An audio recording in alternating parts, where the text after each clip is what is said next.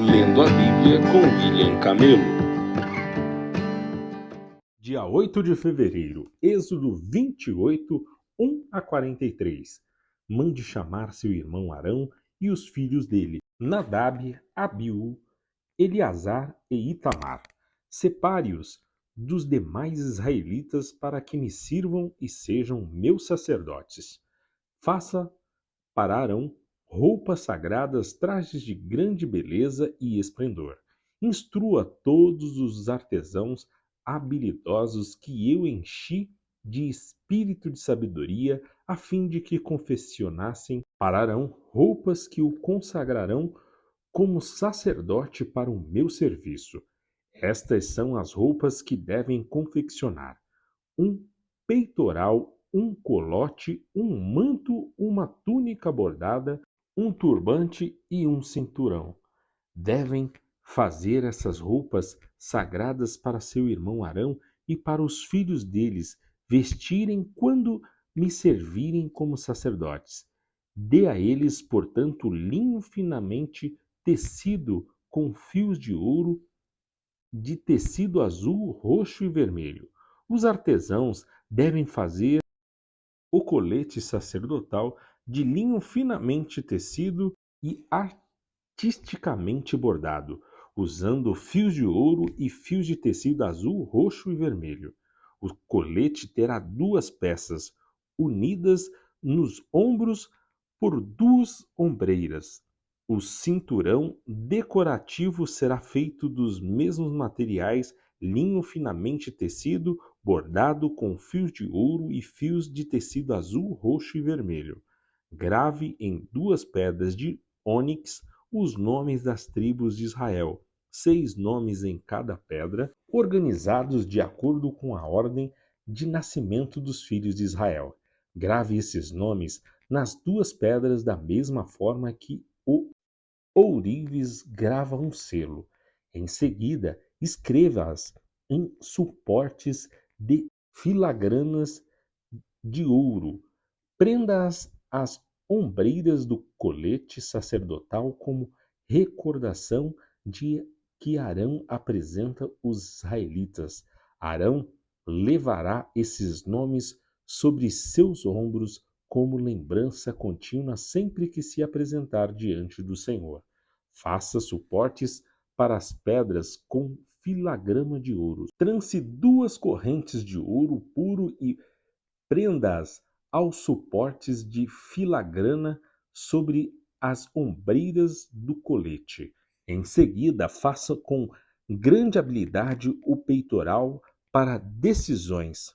Confeccione-o de modo que combine com o colete sacerdotal, usando linho finamente tecido com fios de ouro e fios de tecido azul, roxo e vermelho. Faça o peitoral de uma só peça, dobrada, de tecido, formando um bolso quadrado com 22 centímetros e meio de lado. Fixe no peitoral 4 fileiras de pedras preciosas. A primeira fileira terá um rubi, um topázio e um berilo. A segunda fileira será composta com uma turquesa, uma safira e uma esmeralda. A terceira fileira será composta de um jacinto, uma ágata e uma ametista. A quarta fileira terá um grisolito, um ônix e um jaspe. Todas essas pedras serão presas a suportes de filagranas de ouro. Cada pedra representará um dos 12 filhos de Israel, e o nome da tribo correspondente será gravado na pedra como um selo. Para prender o peitoral ao colete sacerdotal, faça correntes de fios traçados de ouro puro. Faça também 2 argolas de ouro e prenda-as aos cantos superiores do peitoral. Amarre-as 2 correntes de ouro nas 2 argolas dos cantos superiores do peitoral. Amarre as outras pontas das correntes às filagranas de ouro sobre as ombreiras do colete.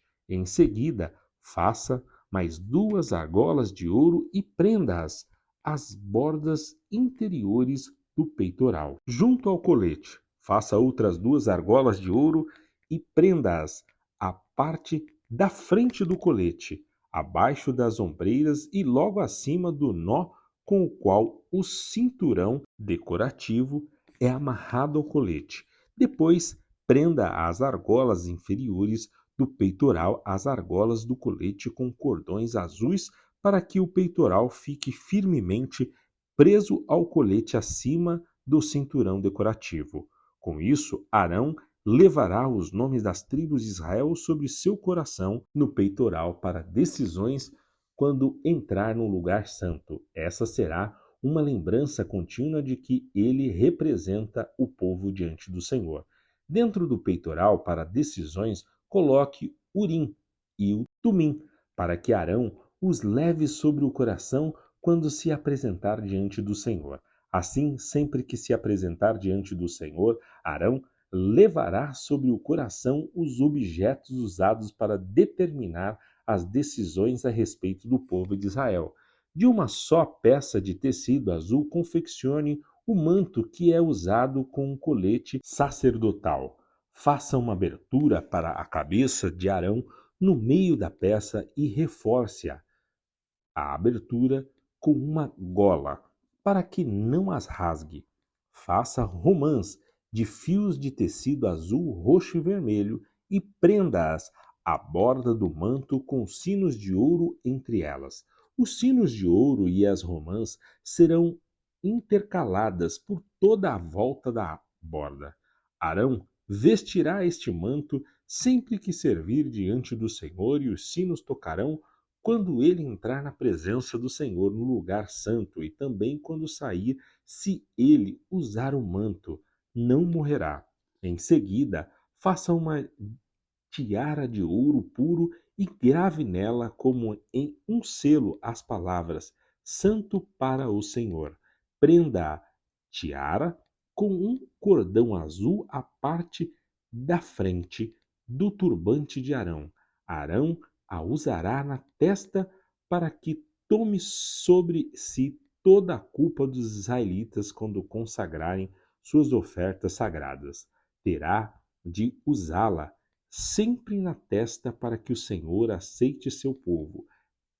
Teça a túnica bordada de Arão com linho fino, com o mesmo linho faça o turbante, confeccione também um cinturão e enfeite-o com bordados coloridos. Para os filhos de Arão, confeccione túnicas, cinturões e turbantes especiais, trajes de grande beleza e esplendor. Vista seu irmão Arão e os filhos dele com essas roupas e em seguida unja-os e consagre-os, santifique-os para que sirvam como meus sacerdotes. Faça também roupas de baixo de linho para serem usados diretamente sobre a pele, indo da cintura até as coxas. Arão e seus filhos deverão usar esses calções sempre que entrarem na tenda do encontro ou se aproximarem do altar para servir no lugar santo. Deste modo, não levarão culpa alguma sobre si e não morrerão.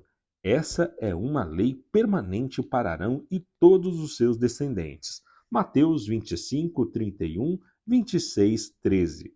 Quando o Filho do Homem vier em sua glória, acompanhado de todos os anjos, ele se sentará em seu trono glorioso. Todas as nações serão reunidas em sua presença, e ele separará as pessoas como um pastor separa as ovelhas dos bodes. Colocará as ovelhas à sua direita e os bodes à sua esquerda. Então o rei dirá aos que estiverem à sua direita: venham vocês que são abençoados por meu Pai, recebam como herança o reino que ele lhes preparou desde a criação do mundo, pois tive fome e vocês me deram de comer, tive sede e me deram de beber.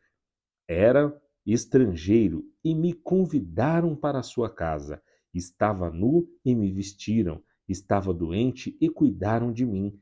Estava na prisão e me visitaram. Então os justos responderão: Senhor, quando foi que o vimos faminto e lhes demos de comer? Ou sedento e lhe demos de beber?